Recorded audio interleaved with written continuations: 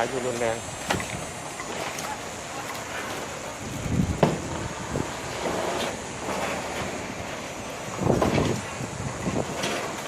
มาแล้วครับรุนแรงโอ้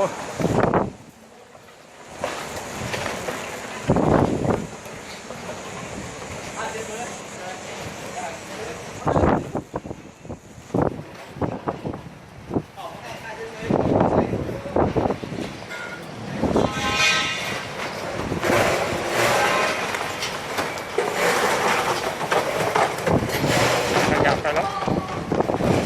รุนแรงมากครับขยับรุนแรง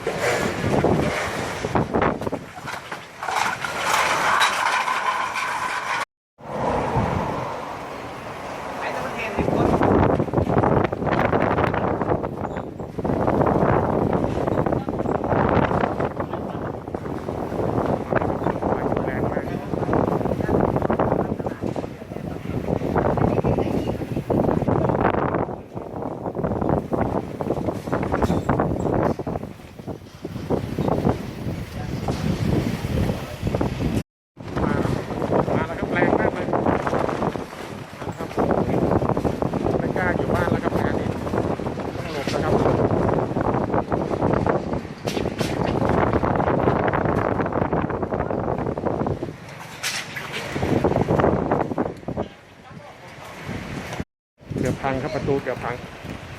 แรงมากเลยครับโอ้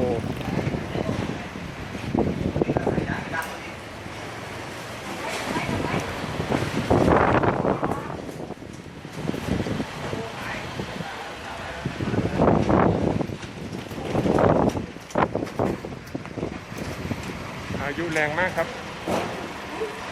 สังเกตเมฆ